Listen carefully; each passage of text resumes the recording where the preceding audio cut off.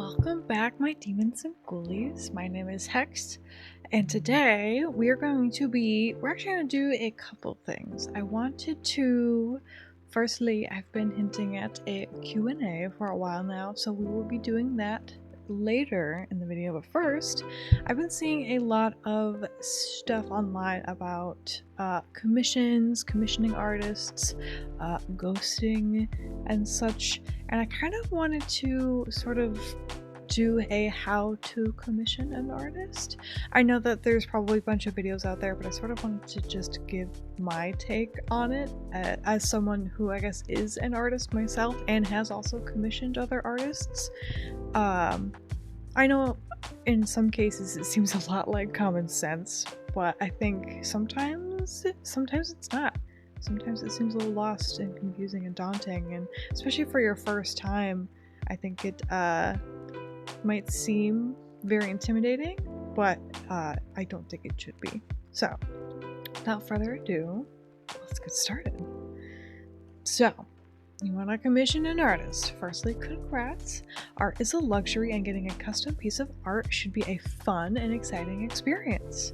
And being able to save up the money if you do need to, which many of us do, trust me, to get art is it can be satisfying to see the fruits of your labor of saving money. And you are also supporting an artist, an actual human being who most likely does art for a living, and not AI. We don't like AI in this household. Anyways,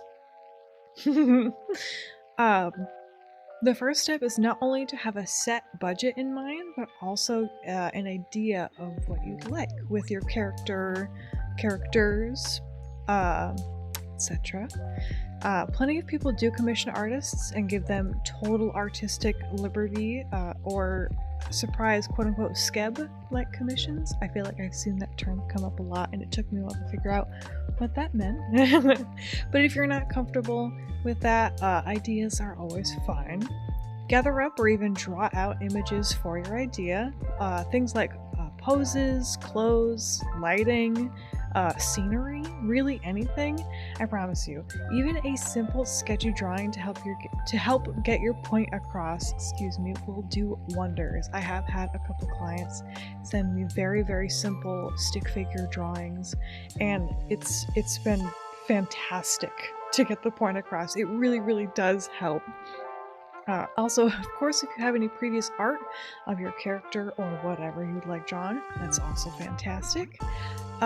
With your idea, of course, depending on the complexity of not just your idea, but also the character themselves, is gonna loosely help you find a sort of budget. If you want like a simple sketch of your character, generally I would say it'll be on the lower end. I don't want to give a ballpark because, truth be told, there's prices ranging from $10 to $1,000 for literally a variety of anything. So I don't want to give specific numbers because that doesn't feel very fair. If you want a whole fight scene, however, with complex lighting, 3 characters, fully fleshed out background, you will probably be paying more, most likely. Again, no numbers. Obviously, everyone will have a different amount of money to spend, and that's okay. I recommend going to vgen.co. I am not sponsored. I am on there though, because not only do they have tons of artists with tons of variety in terms of style, but also in terms of pricing. Like I said, you will find commissions there listed for $10, and you will also find commissions listed for $1,000. It's all going to be different, and it just really depends on your budget and also what you're really going for in terms of idea, but also style too. Style is another thing to consider, actually. Some artists do multiple styles, but some only do one. I feel like more often than not, I see artists doing one style and maybe like a couple different shading methods.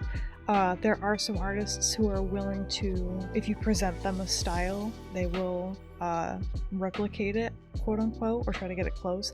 Like I see people doing like Pokemon, like sort of a similar style to Pokemon and stuff like that.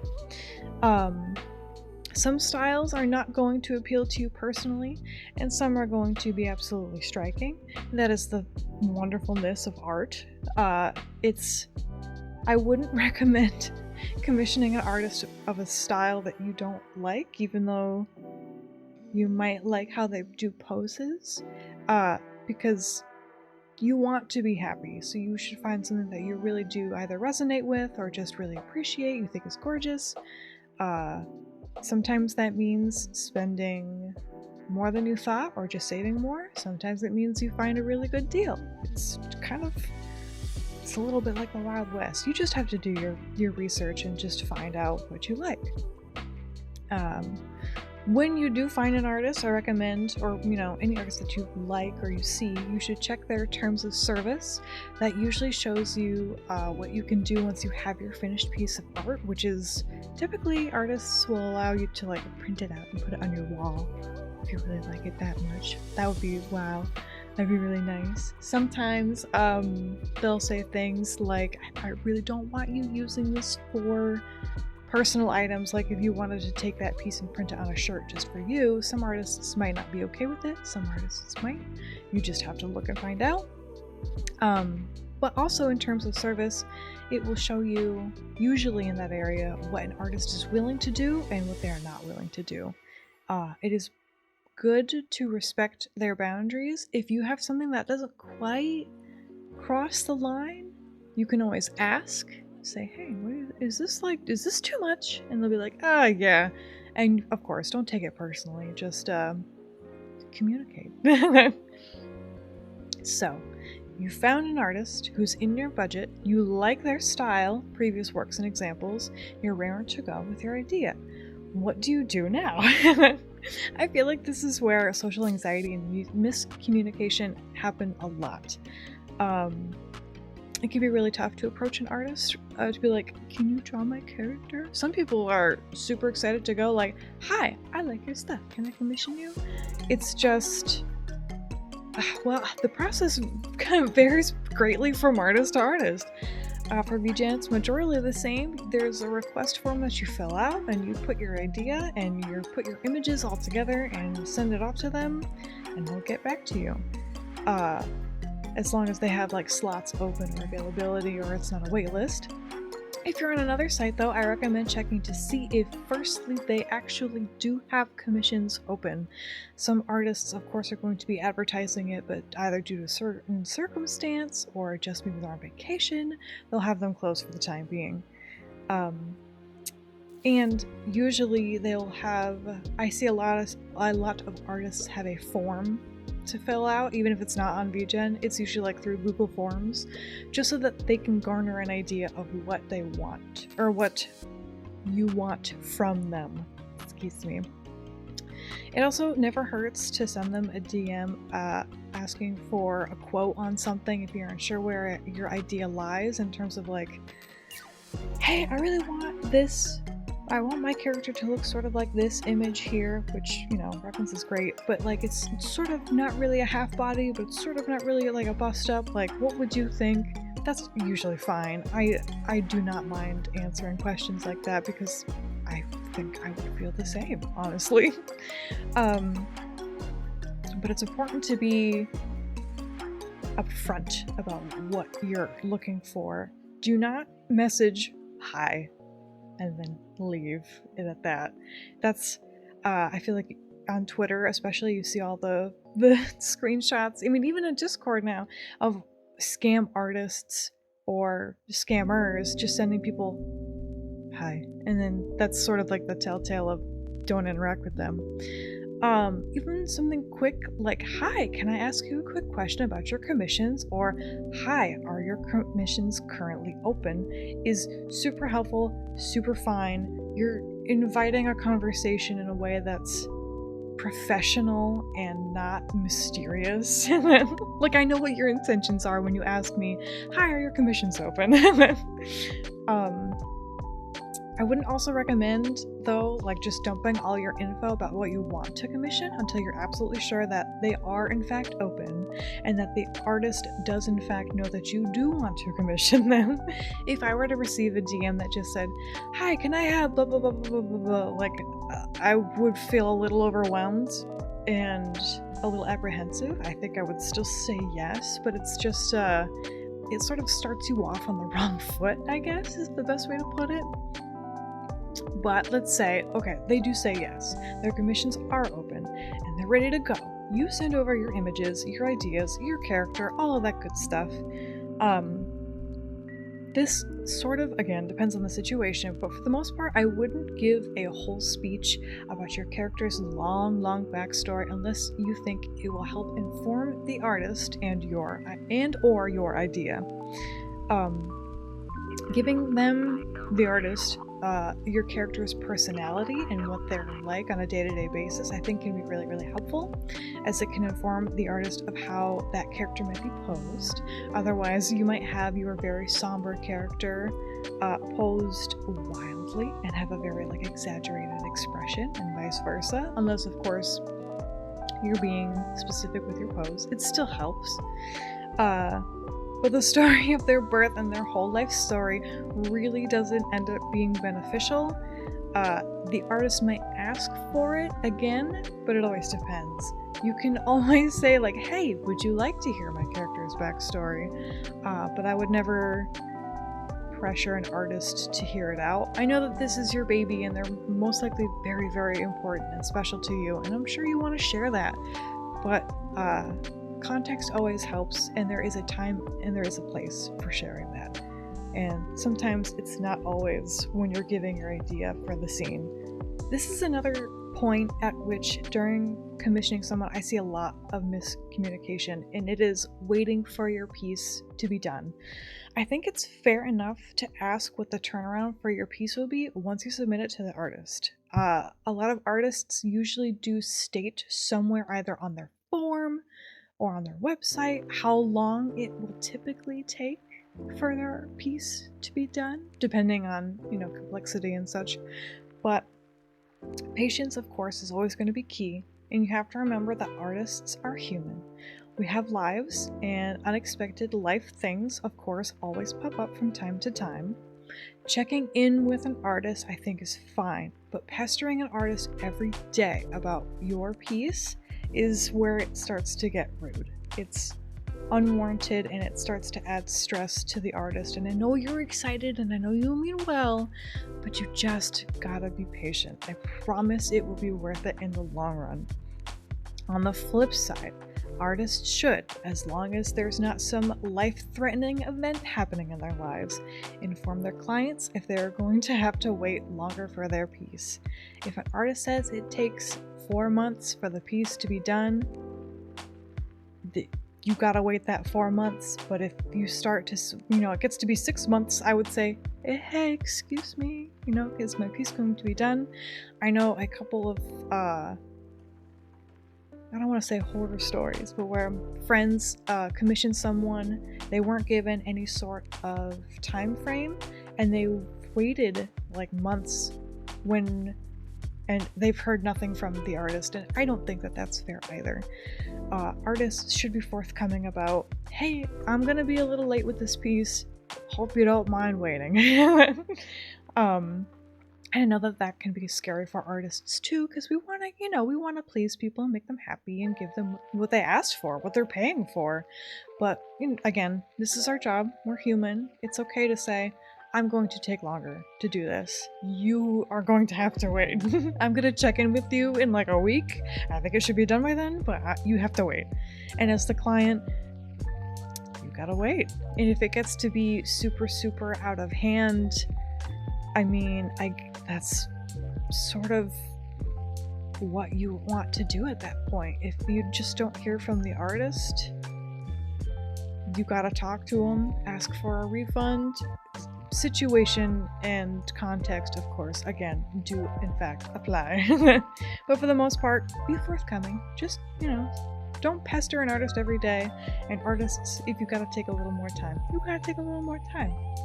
Open and clear communication is incredibly, incredibly important across the board. And like I said earlier, if an artist doesn't like your idea or they're not comfortable with it, don't try to take it personally. And respect their boundaries. Think of it on the flip side. If someone asked you to do something that you weren't really comfortable with, you wouldn't really want to do it. And again, on the flip side, if an artist sends you a sketch or something along the way and you see something that you don't like or you would like to be fixed, please don't settle on something you don't like. Please say something. More often than not, I know plenty of artists that will work with clients through issues like that. It's, again, I think it can be intimidating. While you're paying for this, I think it's okay to say, like, this looks a little odd. Do you mind changing this? Or, oh, you forgot this detail. Could I please ask you to add it in? Be polite and be courteous, and artists, more often than not, are willing to work with you. The golden rule of do unto others as they would unto you, I'm paraphrasing, is key. So, you're waiting patiently and your art is done. Congratulations! Go plaster it wherever you desire, as long as you give credit and it falls within the artist's terms of service, of course. Giving credit always helps an artist get their art out there and potentially reach new clients, which is always great. Most artists allow tipping. I don't think I've ever seen an artist that doesn't want tips. And while it is never mandatory or necessary, it is greatly appreciated, and it does go a long way. I know a few clients who will tip even just a few dollars extra, and usually that just helps the PayPal fees and stuff, which is fine. I try to if I can, but then again, I'm human. Sometimes I just don't have the money to tip, and that's okay too. With everything being said, it is all very generalized, and every situation is going to be unique. Remember, it is okay to ask questions and make mistakes along the way. We're all just little human beings. But speaking of questions, let's get to the Q&A. So, first question comes from Garnut, who actually is a returning client of mine. And they said, "How are you so cool? Please share tips." Took me a while to get cool. And I'm cool by being myself, which sounds really dumb and cliche, but it's true. I know I'm a weird person, and I like weird stuff, and that helps. Embracing who I am, I think, is what makes people cool. ? I think. I don't know. But then they also asked, my real question, how do you think being an artist has shaped me as a person?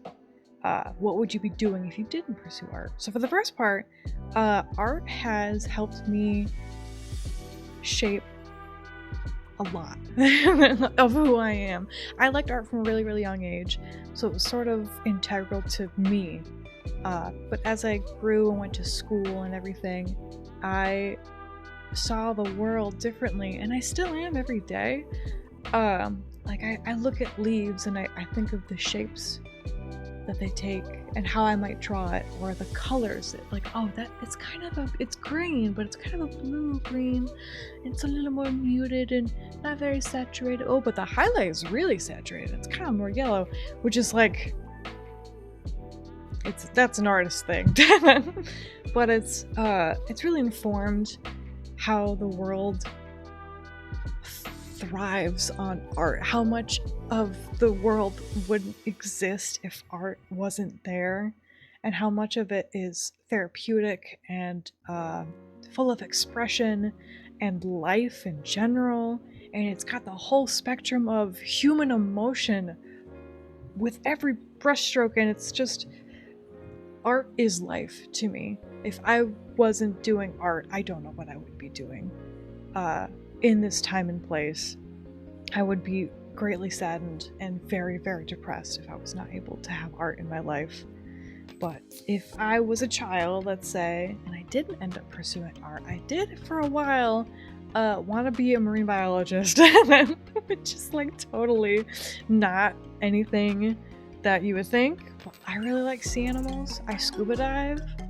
They're pretty cute. When I figured out how much school you have to do for marine biology, I said, no, I'm not doing that.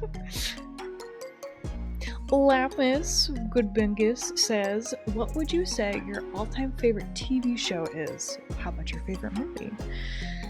Favorite TV show is kind of difficult because I don't really watch a lot of TV.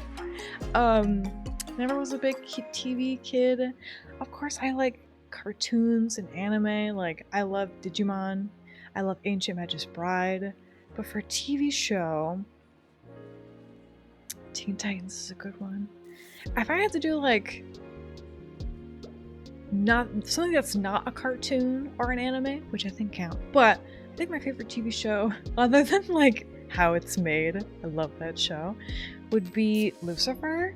It was a really, really good series that I watched as an adult that was just really well written, and I actually wanted to watch more. Lucifer is really handsome, so I mean, maybe that's cliche because I'm a demon, but like, watch it, it's really good. All-time favorite movie has to be Nightmare Before Christmas. It was really important to me and still kind of is. I watch it when I'm sad, and on Christmas, and on Halloween.